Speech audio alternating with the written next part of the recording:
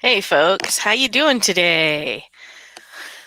Whew, I got serious workouts going on. I've been out getting the garden ready for planting, and that's a heck of a workout this year because um, although the first year of the pandemic, I planted a lot of stuff because I had nowhere else to be and do.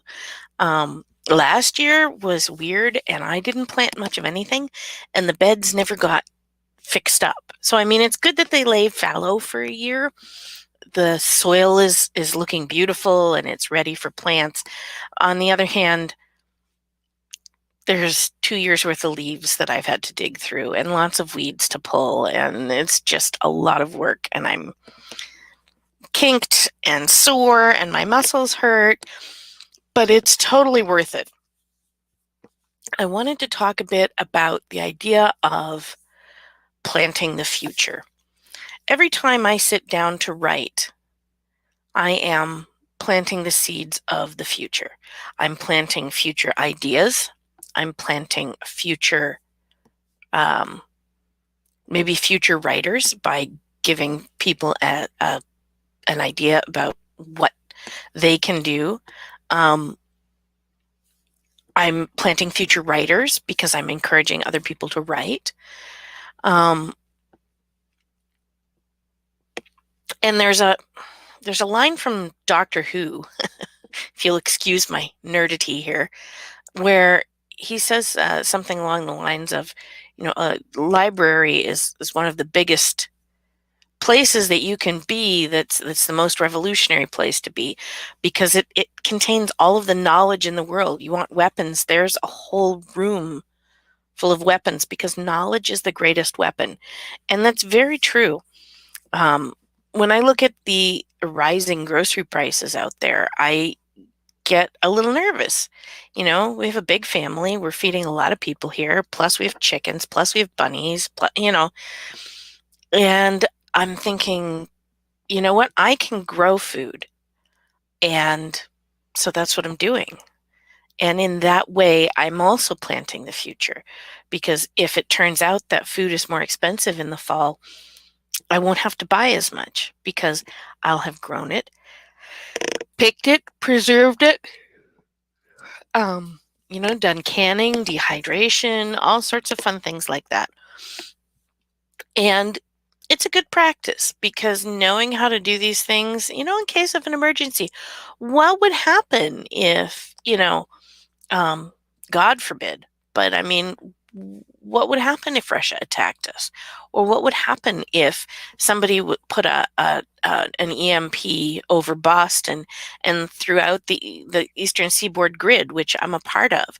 We'd have no electricity. You know what? It would be tough, but it wouldn't be impossible. And I love that my household runs without electricity.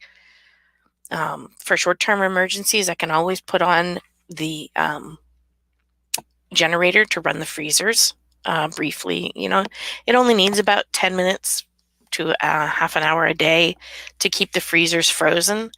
Um, and, I know how to cook over a fire, and I have gas in my stove. So I can run, even though I can't run the oven, I can still run the top of my stove.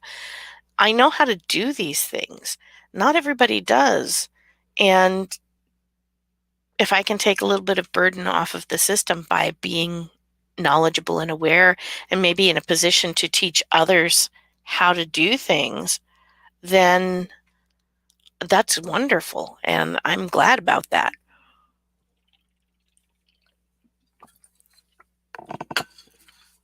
You might hear bunny noises. I have a bunny loose in here. I was going to show you um, some pictures here. I want to show you my screen, and I want to share a window, and I want to show my gallery. So this is my very leggy tomatoes. Um, back when we were doing a real a kitchen garden with enough food for, I mean, we planted enough tomatoes for a whole year. When we were doing that, we had the ability to bring up lots and lots of seedlings, and they didn't get leggy like this. I always get worried when they get leggy because the sun is too far away, but I don't have grow lights right now. So let's see, which way do I go? Nope, that's me at the event. So it must be. Huh, this is not working the way I expected it to work. Hold on. I'm not done yet.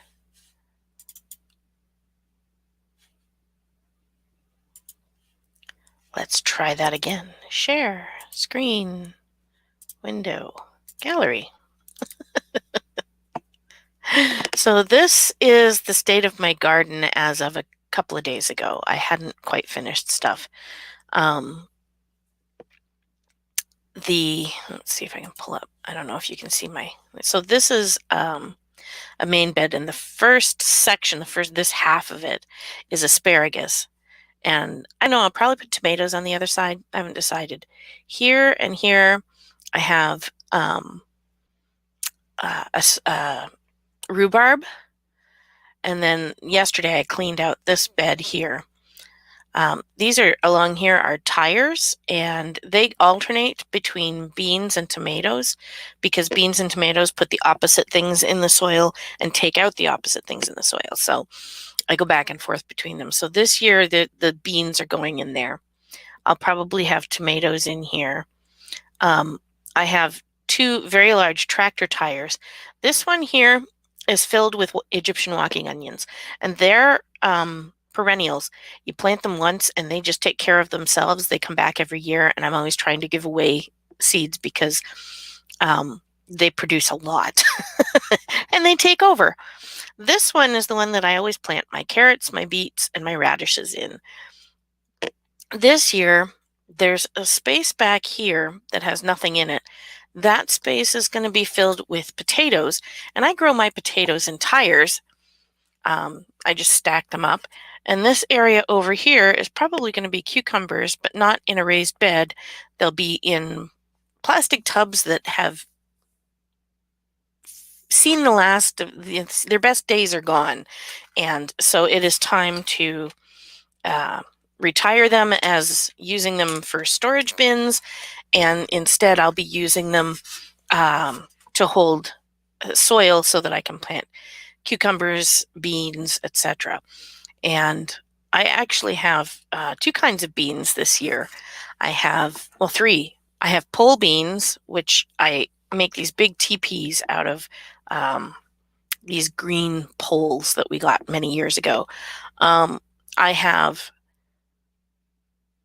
bush beans, which are just regular green beans that we like to eat, and they can be frozen along with the pole beans. And then I have another type of bush bean that is a baking bean, and you plant them, they grow, and instead of picking them, you leave them on the plant until they dry. And then you take the dry beans and put them away, and that's how you make baked beans or soup beans and things like that. And so I will be doing that this year as well, which I'm always excited about. I did it a few years ago, and then I make my own salt pork, and it makes for an incredible meal. It's so tasty. Oh, excuse me. And then what else did I want to talk to you about? Oh, yes, I wanted to talk to you about seeds, planting the future. So things that I will be doing over the next little while. And I will be sharing my poster that you're about to see. It's going to get shared on Facebook and other places later in the week. But these are the events that I'm going to be at. So coming up very, very quickly, we have May 14th and 15th and the 21st and the 22nd. We have New Hampshire Ren Fair, and I will have books for sale. We will have food demos, spices, medieval spices on display, and fiber arts. I don't know what all those fiber arts will be, but there will be fiber arts of some kind. um, if I'm really lucky, you might get to see spinning, but we'll see what happens. On June 13th, I will be way up near at the tip of Lake Winnipesaukee in Moultonborough at the Moultonborough Library, and I'm doing a talk there on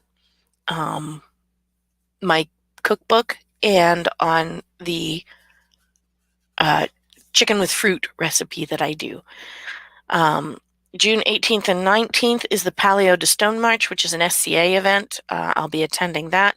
If you want books and you'll be attending that, let me know. I'm only bringing as many as people want. The same with Great Northeastern War, otherwise known as GNU or GNU. That's July 14th to the 17th, and I will be at that. That's up in Maine.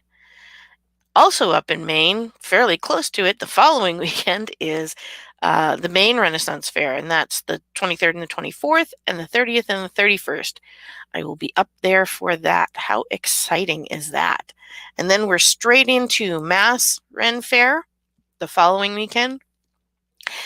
And a couple of weekends after that, I will be attending the Hillsborough History Alive.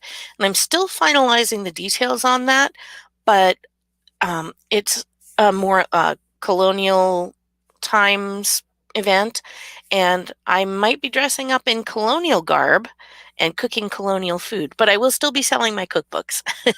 And I'll be talking about probably how we got from medieval foods to modern foods, because colonial times kind of bring us into the more modern age because we had more foods available. We started eating tomatoes and potatoes and peppers and things like that. And so I might talk about that switch, and I will be cooking some colonial recipes. July 27th in Massachusetts, I don't have the space yet, but I will get that for you, is the Lord Talbot Renaissance Fair. It's just a one-day fair run by friends of mine. You may recognize them as the people from the Massachusetts Ren Fair, the guys who do the fighting with us. It's their Ren Fair, and they're going to do just a one-day. Harper's Retreat is another SCA event, which is tentatively September 2nd through 5th.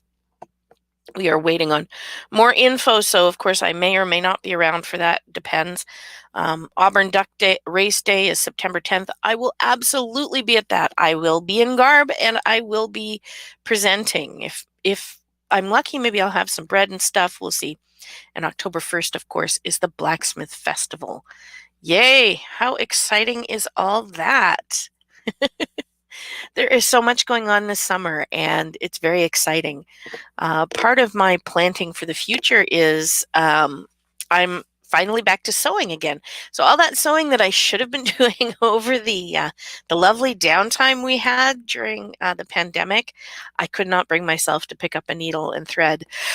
So, excuse me, I am really tired today. I'm going to be doing I'm making a St. Bridget's cap, not the decorative one, but just the plain one. And hopefully that will work out because it's been a lot of hand sewing. I have another sark to make, 2 towels and 2 tunics before I start work on other things which may or may not happen before Ren fairs start. So we'll see. But I need another shift or sark. I need underwear.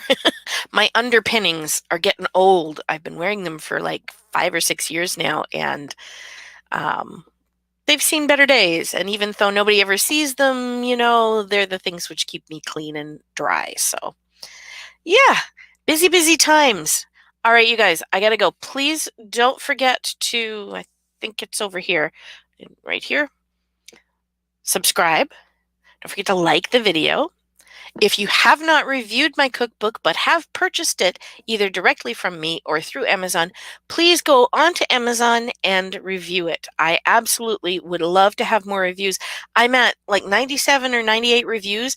I need them. Please, I want to make it to 100 reviews. Yay! All right, guys, have a great week, and I will see you soon.